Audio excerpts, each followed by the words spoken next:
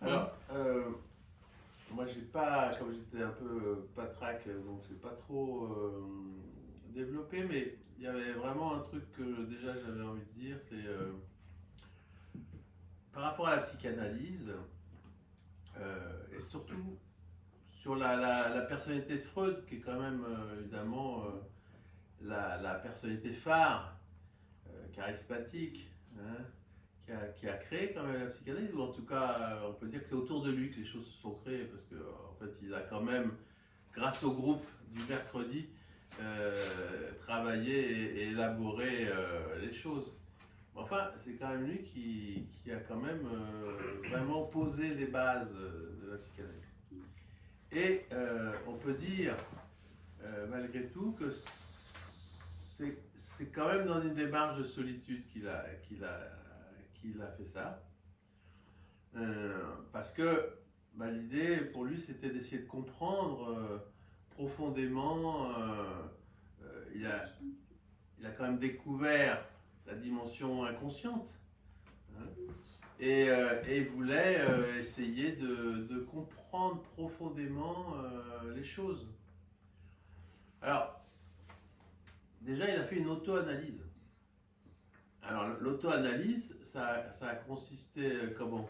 Parce que comment on peut faire une auto-analyse finalement? Il s'allongeait et il était au pied de sa statue et il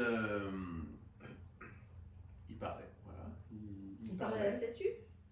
Il parlait à la statue, oui. Disons que la statue représentait, si tu veux, lui, le futur psychanalyste. Ouais. Mais il parlait. Et ce qui est intéressant, c'est que justement dans cette démarche-là d'introspection, de solitude, il a vraiment été assez loin dans la démarche d'introspection. C'est intéressant, c'est que justement tu comprends par là que... il y a... Attends, excuse-moi, il y a Chantal qui voudrait rentrer, Philippe. Ah bah ouais, elle a raison. Et qui est en train d'appeler. On l'attendait, mais elle n'est pas marquée. Hein. Voilà, oui, Chantal, attends, on va te faire rentrer. Oui, mais elle n'est pas marquée. Voilà, bisous. Il appuie sur le bouton, Philippe. Mais non, parce qu'elle n'apparaît pas. Ok. Ça n'apparaît pas. Hein. Elle n'a pas le bon... comment ça s'appelle, le bon lien. Il faut qu'elle clique sur le lien WhatsApp. Ouais, je vais lui renvoyer. Faut lui renvoyer le lien alors. Oui. Je le fais. Dès qu'on la voit, on la fait rentrer. Mais là, pour moi, elle n'apparaît pas. Ok.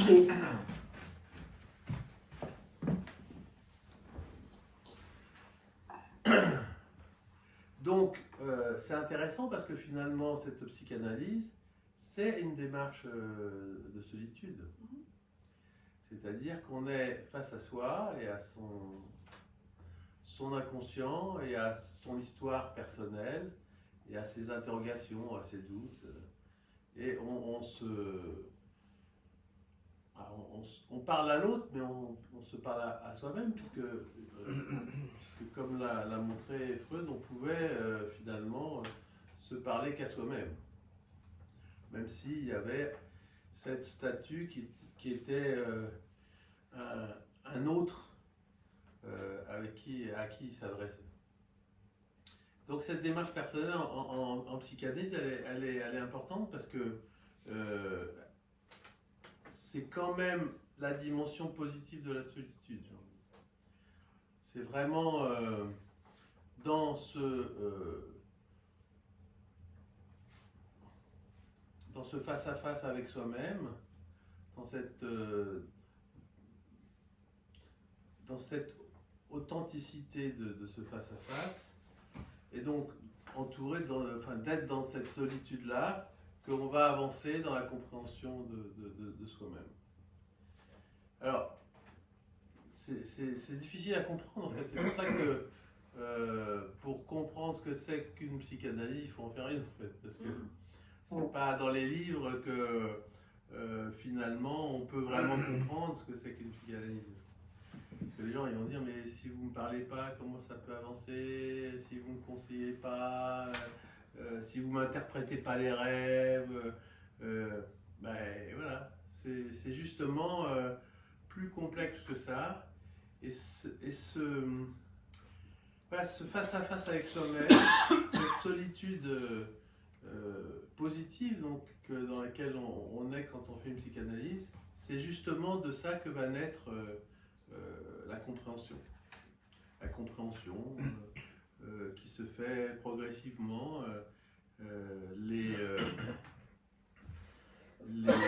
sortes d'intuitions, les thèmes qui vont apparaître comme étant, devenant nécessaires à développer, alors qu'au début, voilà, on pouvait finalement penser que c'était pas du tout le cas, quoi.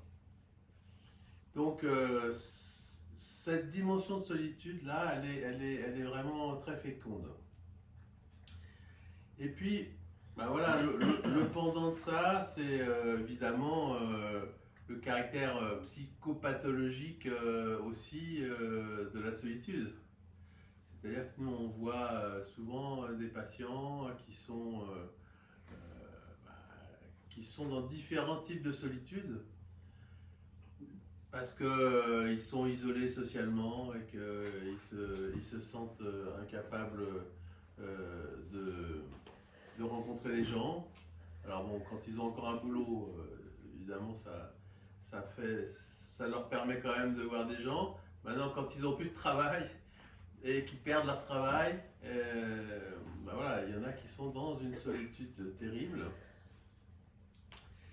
Il y a aussi ben voilà, les jeunes adultes qui n'arrivent pas à rencontrer affectivement leur alter ego, et c'est parfois vécu comme une terrible solitude. C'est-à-dire que voilà, vous avez des adultes de 30 ans qui finalement n'ont jamais, que ce soit des femmes ou des hommes, bon, c'est plus souvent des femmes que des hommes, mais n'ont jamais rencontré finalement aucune personne. Voilà. Il n'y a jamais eu de relation amoureuse. Donc ça, c'est une dimension de solitude affective qui est, qui est souvent ce qui va aussi les amener à venir nous rencontrer et nous demander de l'aide. Et là, bah, il va falloir essayer de comprendre finalement qu'est-ce qui les empêche de rencontrer les gens. Et il y a toute cette compréhension finalement des blocages qui apparaît. Après, la dimension de solitude, elle peut être beaucoup plus pathologique encore, c'est-à-dire bah, il y a des gens qui développent des maladies psychiatriques. Le pire, ça va être la schizophrénie, par exemple, hein, du jeune adulte qui va se retrouver progressivement dans l'incapacité d'être dans une relation normale avec le monde et qui va progressivement s'isoler. Alors, s'isoler évidemment du social, mais après progressivement même s'isoler à l'intérieur de la famille. Donc ça, c'est une dimension clairement pathologique de la solitude. Et puis, alors je ne l'ai pas mis dans l'ordre, hein, je l'ai mis dans le désordre, mais ce qu'on voit aussi souvent actuellement, c'est les jeunes adultes ou les adolescents qui s'isolent, qui se mettent dans la solitude avec les jeux d'ordinateur. Et ça, c'est terrible parce que il y en a qui passent des journées entières, qui ne travaillent pas, ou qui ne vont plus à l'école, ou qui vont à l'école, mais dès qu'ils ressortent, dès qu'ils rentrent de l'école, ils sont tout de suite sur l'ordinateur, et ils perdent tout contact social, en tout cas autre que leur contact avec les jeux, qui sont souvent maintenant des jeux en réseau et tout, c'est-à-dire qu'ils rencontrent des gens, mais des gens virtuels, c'est-à-dire pas des vraies personnes, quoi. Alors derrière les rencontres de ces jeux, il y a éventuellement des joueurs comme eux, mais c'est pas si fréquent que ça il rentre en relation entre joueurs. Voilà. Donc voilà, cette dimension qui me semble évidemment très négative et très pathologique de ce vécu de solitude et d'isolement qui se fait donc avec les jeux informatiques. Et puis évidemment les réseaux sociaux aussi, bah là après c'est... voilà, on peut dire que les réseaux sociaux, à la fois ça nous met en contact avec une multitude... Allez, rentrez. Oui, Chantal. Ouais, attends. C'est bon. Voilà. Ah. Tout le monde. Ah, coucou, Chantal. Excusez-moi, je ne sais pas ce qui s'est passé. On se le demande. Je pensais que tu sois là. Ah, c'est gentil. Ça, c'est vrai. Ça me fait plaisir de vous voir. Bah, nous aussi, hein. Bah, ouais. Excusez-moi de vous avoir interrompu. Bah voilà, donc moi j'avais un peu le tour de ce que je voulais dire sur la solitude, mais c'était assez simple, hein. C'est sur la dimension à la fois positive de la solitude, notamment en psychanalyse. Ouais, merci, parce que... voilà. Ah, voilà, on voit Philippe. Super. Voilà, je suis là. Merci. Et ça c'est pour Chantal, je disais, donc la dimension de la psychanalyse, solitude en psychanalyse qui est vraiment fécond et qui permet d'aller chercher, d'être dans l'introspection profonde de soi-même, voilà, et que c'est une solitude féconde. Et puis j'ai listé quelques solitudes pathologiques, elles, dans les psychopathologies psychiatriques notamment. Bon, là, c'est un peu ce que je vais laisser le soin de développer, puis je reparlerai peut-être s'il y a besoin. Alors, Léa, peut-être, avant que Chantal nous dise ce qu'elle voulait nous dire. Alors, moi j'aurais bien rejoint ta dimension positive là, de la solitude. En yoga et en méditation, il y a ce qu'on appelle le principe de conscience. Et dans ce principe de conscience, on pourrait dire que ça relève du domaine de l'âme humaine. Et on rejoint, enfin, on va se trouver face à face avec soi-même. Et aussi, on peut découvrir qu'on est habité par quelque chose qui nous dépasse. Et en étant relié à ce principe de conscience, on peut découvrir ça.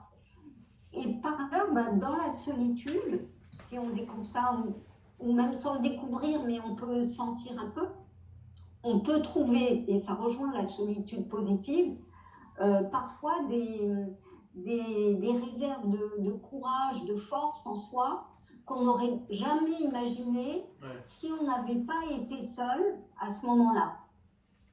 Donc je trouve que c'est important. Et puis bon, c'est aussi parfois la solitude. Si elle n'est pas négative, c'est un espace de paix, de créativité. Voilà. Et la solitude, elle peut être meublée, elle peut être vraiment remplie de quelque chose qu'on trouverait nulle part ailleurs. Voilà.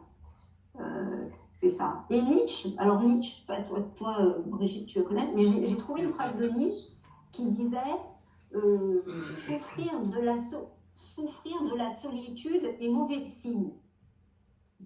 Petit point.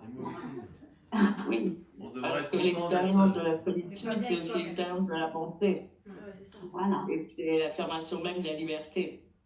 tout à fait. Donc, si je peux dire, finalement, il y a un décalage entre le langage courant, de ce qu'on peut entendre par la solitude dans le langage courant, où effectivement c'est vu comme une rupture souvent avec le lien social. Ça engendre souvent des sentiments